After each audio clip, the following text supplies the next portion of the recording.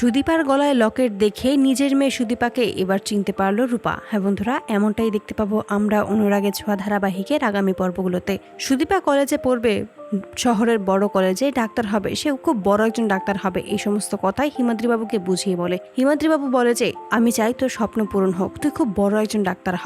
হিমাদ্রিবাবুকে সুদীপা তখন জানায় সে শহরে যাবে। তখন হিমাদ্রিবাবু বলে তুই শহরে একা থাকতে পারবি তো? তুই কখনই তো একা থাকিসনি, তুই কি পারবি সেখানে থাকতে?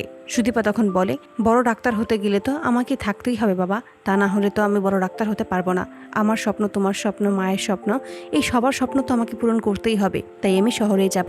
বাবাকে বুঝিয়ে শহরের কলেজে পড়ার জন্যই শহরে এসে হাজির হয় সুদীপা। অপরদিকে ওই ভয়ঙ্কর ভূমিকম্প থেকেই বেঁচে যায় রূপা। তারপরেই রূপা তার দুই মেয়েকেই পাগলের মতো খুঁজতে থাকে, কিন্তু কোনো খোঁজই রূপা পায় না। অপরদিকে সুদীপা নিজেকে শহরের মধ্যে মানিয়ে নেয়, প্রথম দিনেই কলেজের মধ্যে প্রবেশ করে, এবং ঠিক সেই মুহূর্তে রূপাও সেখানে আসে।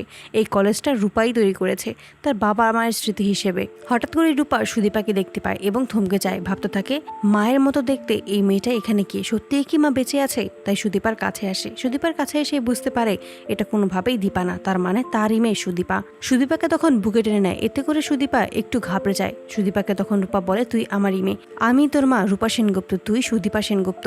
রিপিট। এতে করে সুদীপা কিছুই বুঝতে পারে না। তখন রূপা তার গলায় লকেটটা দেখতে পায়, লকেটের মাধ্যমে যে তার নাম লেখা, সমস্ত সত্যিটাই রূপা সুদীপাকে খুলে বলে। এতে করে সুদীপা বুঝতে পারে এই মহিলা যা বলছে তার সমস্ত কিছুই সত্যি, আর এভাবেই নিজের আসল মাকে চিনতে পেরে বুকে জড়িয়ে নেয়। তো বন্ধুরা, তোমরা এটাই তো চাও যেন এভাবেই সুদীপার গলায় লকেট দেখে নিজের মেয়ে সুদীপাকে চিনতে পারে রূপা, এবং সুদীপাও যেন তার মা রূপাকে মেনে নেয়। কমেন্টে জানাও। আর নিয়মিত আপডেট পেতে আমাদের চ্যানেলটি এক্ষুনি সাবস্ক্রাইব করে পাশে থাকো। ধন্যবাদ।